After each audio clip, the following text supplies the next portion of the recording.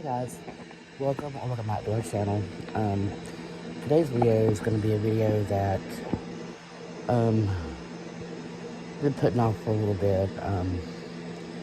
It's something that I wanted to talk about for a while, but it's one of those things that most people don't want to talk about.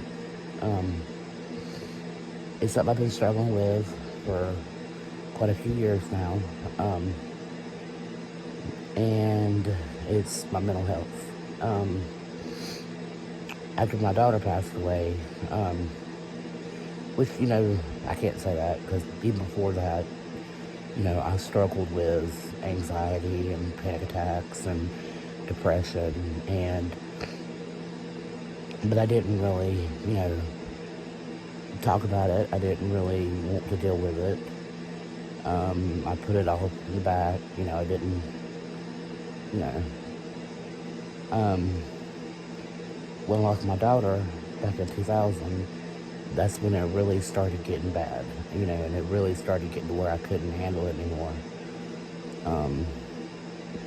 And I guess that's to be expected, a lot, I mean, I lost my daughter, Um, I started going to a therapist, started going to a psychologist, getting medicine and everything.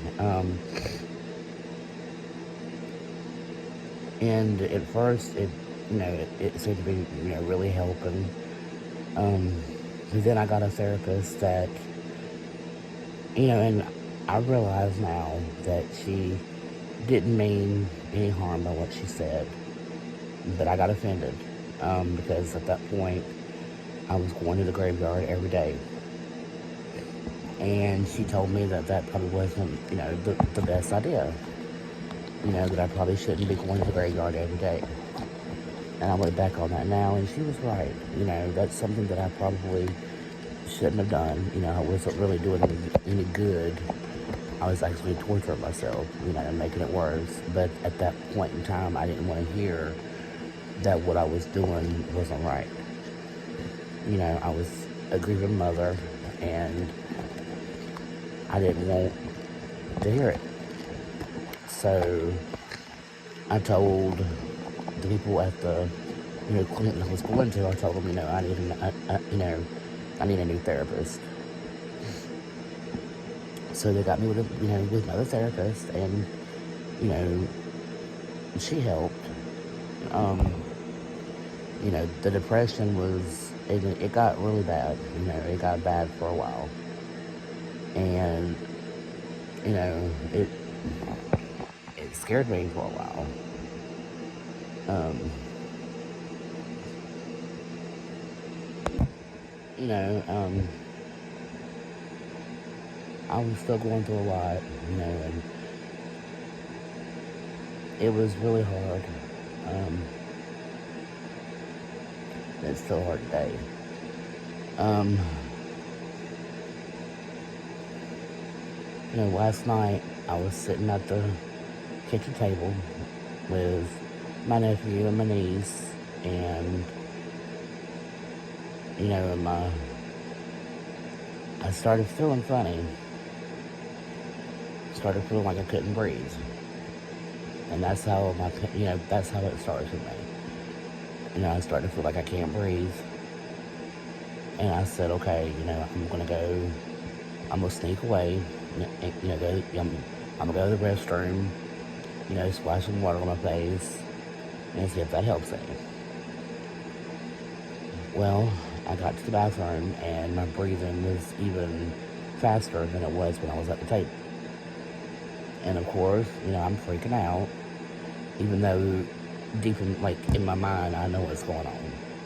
Like, it's a panic attack. But, in that moment, I got scared. I thought, oh God, I'm dying. And then I always think, too, you're going crazy. You're going to go crazy in front of all these people. So I said, forget it. I'm going to go to my room. And I turned my little fan on, and I laid down on my bed, and I let the fan blow on me. And, I told my brother-in-law, I was like, I'll be back in a little bit. I was like, I'm having a panic attack. I'm gonna try to calm down. So I was in here for a good almost 30 minutes.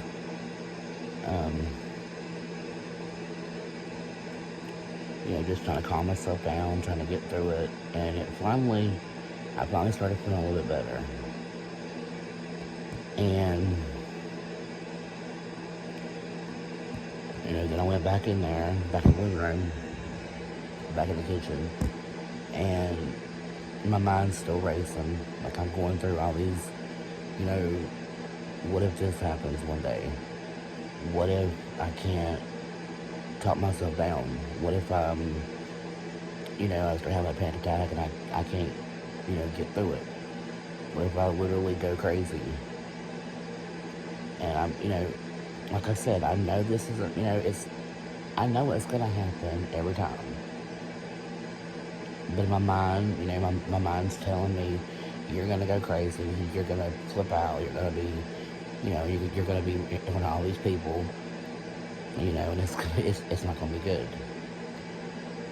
And I try to find somebody to talk to, and of course, one of my sisters was at work. The other two, I'm not really sure what they were doing, but ended up talking to my niece, and she goes through the same thing, so she knows how it feels. And if you're like me, you don't need somebody to baby you and say, oh my God, you're gonna get through it, it's gonna be okay, it's like that. I just wanted somebody to talk to. I just wanted somebody to pretty much be there for me to talk to, just in case I went crazy. Just in case I needed to say, hey, I'm going nuts. Can you help me? And she was there. And she always is there. I love you, Shelly. Thank you. But, I got through it. And, a lot of people struggle with mental diseases. They struggle with mental health, and a lot of times, they don't want to talk about it.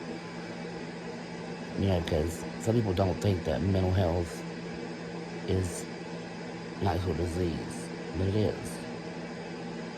It really is. And it's something that, that a lot of people aren't going to tell you that they're struggling with. They'd rather keep it a secret. And that's how I've been for a long time. Unless you're my family and or you know me really well, you're not going to know anything about that because I'd rather keep it a secret.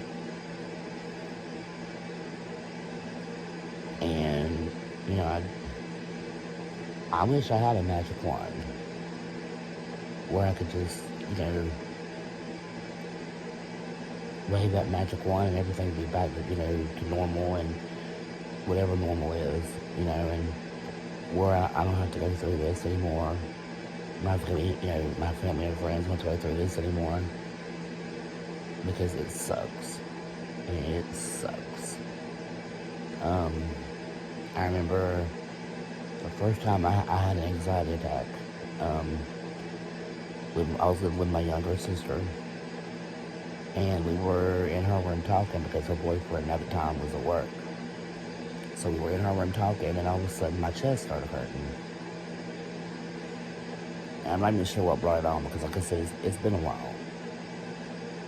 But I know my chest started hurting. And I told her, I was like, my chest is hurting. And I knew what anxiety was, but I'd never actually had an anxiety attack. And she was like, you're okay. I said, I don't know, but I know my chest is hurting pretty bad. And she was like, well, go lay down and, just, tell me how you feel later on. And I thought, anxiety attacks don't last that long. They can't last that long, So, of course, my mind starts wandering and, my mind's telling me it's a heart attack. So I have myself convinced that I'm having a heart attack. because it wasn't something that just came on and was gone in 10 minutes. It actually lasted from the time that we started talking. I laid down, I tried to go to sleep, and I couldn't. Um, they came and got my nephew up from school, and it was still hurting. And, I had told my sister 3 or 4 times that night, I was like, I'm having a heart attack. She's like, you're not having a heart attack. You're having an anxiety attack. It's going to be okay. And it lasted a good 2.5, 3 hours. Like I said, that's why I was so scared. But after he left from school, I laid down and finally got to sleep. And I slept a good 5 or 6 hours.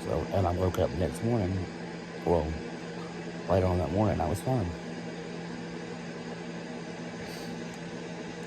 The point of this video, basically, was for me to get this out, but it's also to let people know that you're not alone. Whatever you're going through,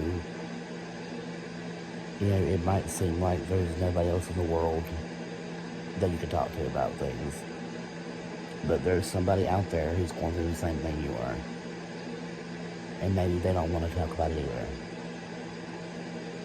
But it's always nice to know that there are other people like you out there. And you're not alone.